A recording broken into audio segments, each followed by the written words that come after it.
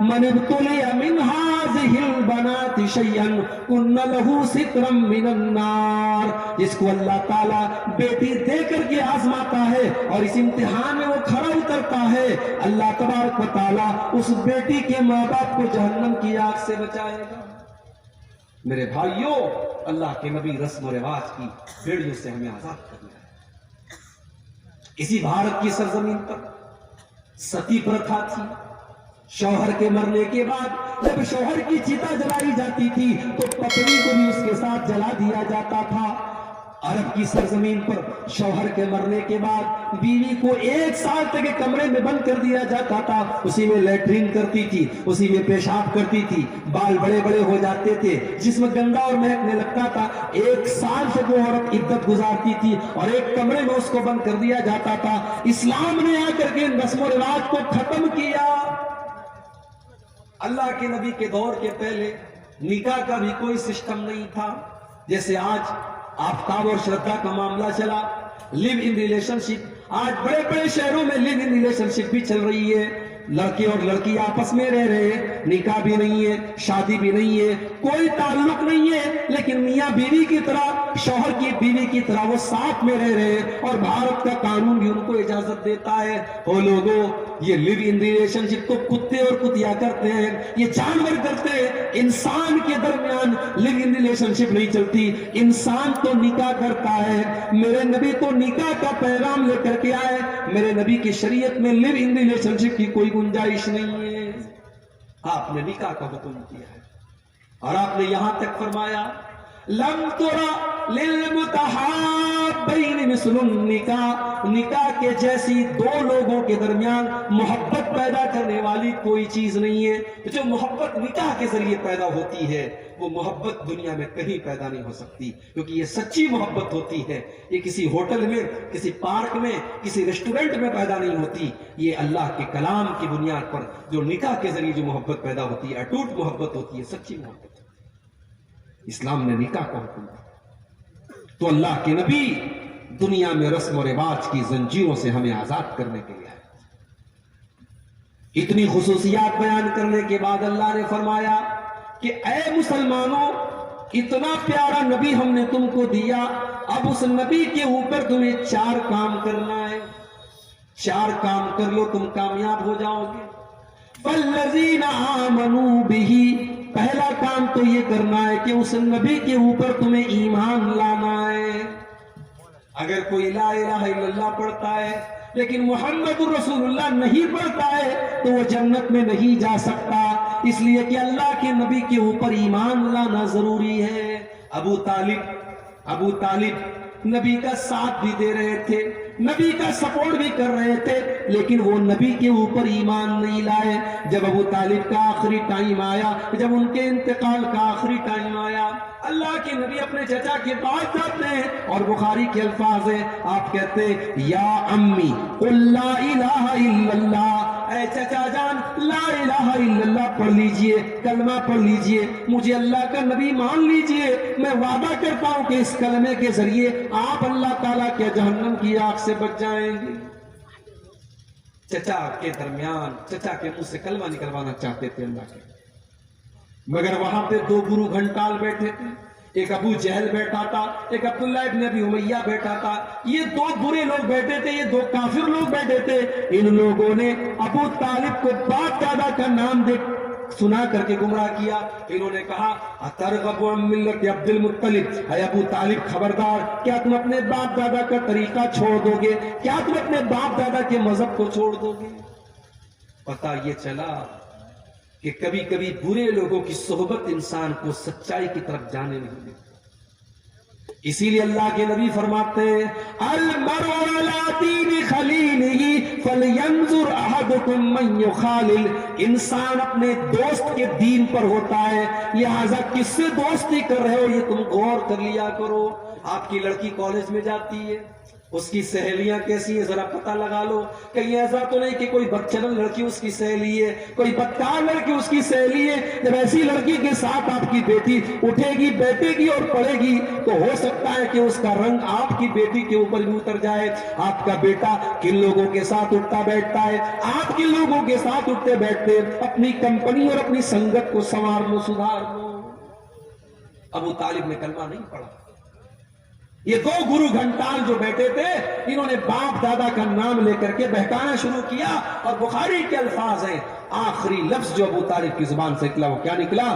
علی ملت عبد المطلب, میں عبد المطلب کے مذہب پر دنیا سے جا رہا ہوں. کلمہ نہیں پڑھ پائے.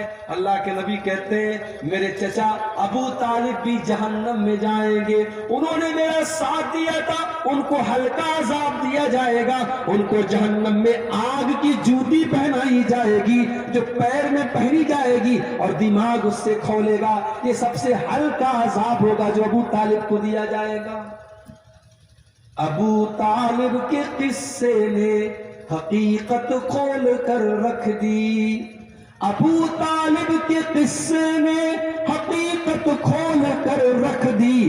نہ ہو آنکھیں تو گھر کی روشنی سے کچھ نہیں ہوتا. اللہ کے نبی کے چچا ہے مگر نبی کے اوپر ایمان نہیں لائے, تو پہلی جو شرط ہے وہ ایمان ہے. ہمارے یو پی کے اندر ایک جگہ ہے فتح پور, الہ آباد اور کانپور کے بیچ میں ایک جگہ ہے فتح پور. وہاں کے بہت بڑے سوامی جی ہیں, سوامی جی کا نام ہے سوامی لکشمی شنکراچاریہ.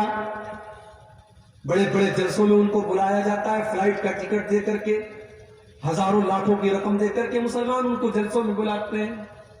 سوامی جی جلسے میں آتے ہیں, بڑی اچھی تقریر کرتے ہیں, اللہ کے نبی کی تعریف کرتے ہیں. مسلمان بیچارہ خوش ہو جاتا ہے, ارے یہ تو سوامی جی ہیں, یہ تو پنڈت جی ہیں, ماتھے پر ٹیکا لگائے ہوئے ہیں اور یہ اسلام کی تعریف کر رہے ہیں, ہمارے نبی کی تعریف کر رہے ہیں.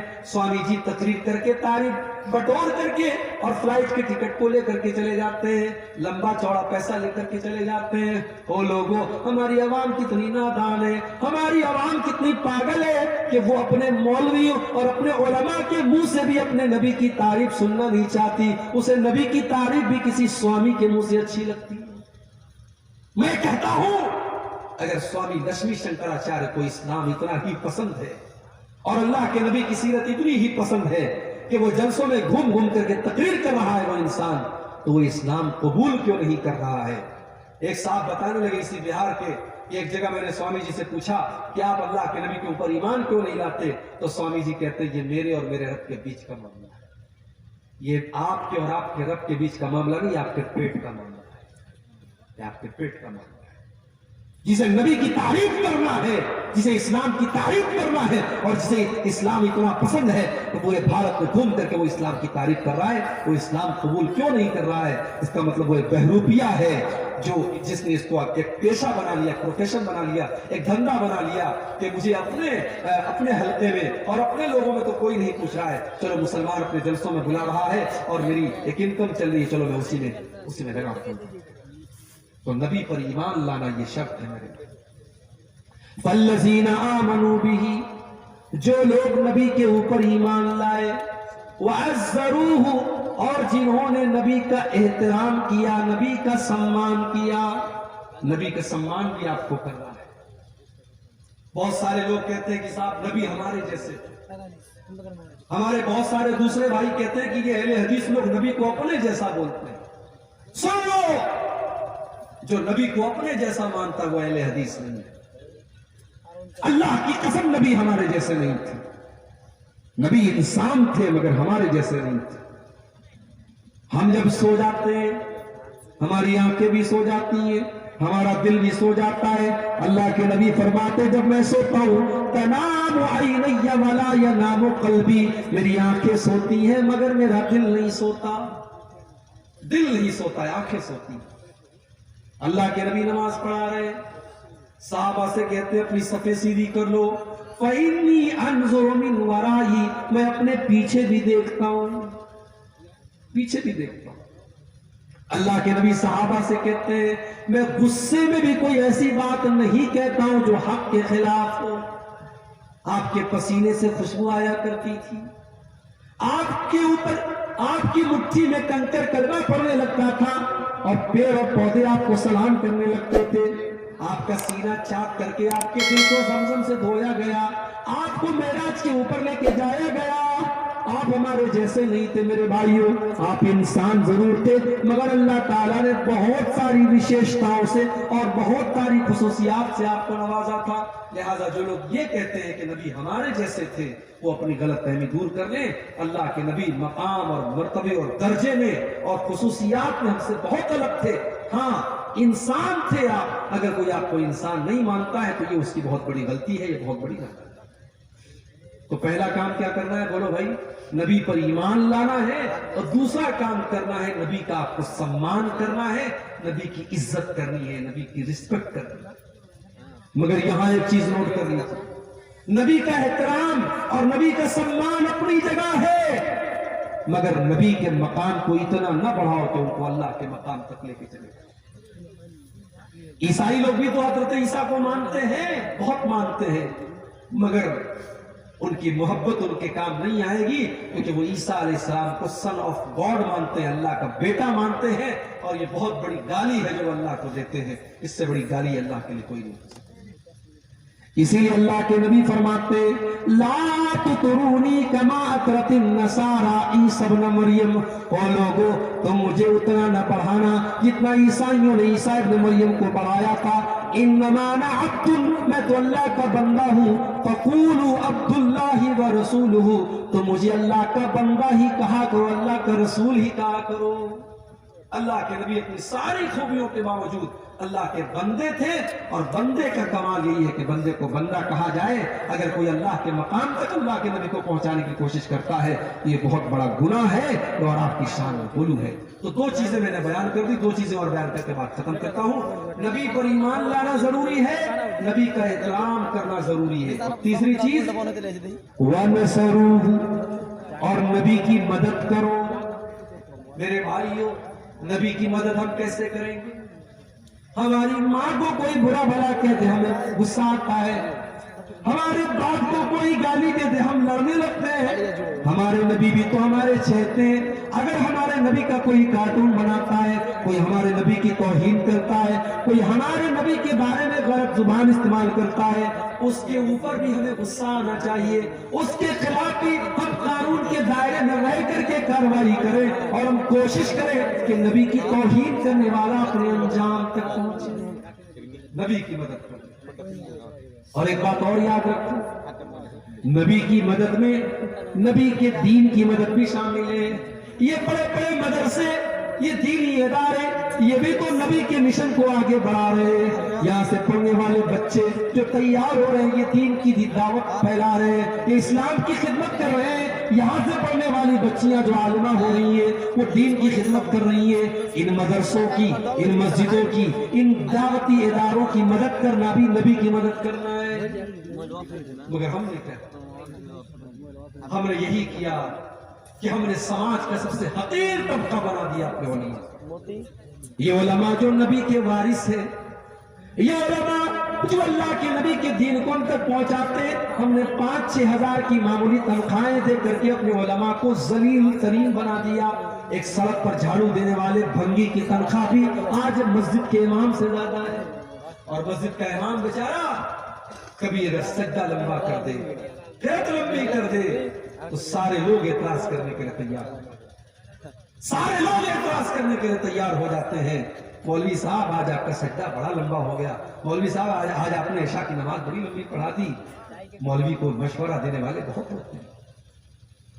میرے بھائیوں، یہ نبی کے وارث ہیں، ان کا احترام کرو، ان کا سمان کرو، ان کی مدد کرو۔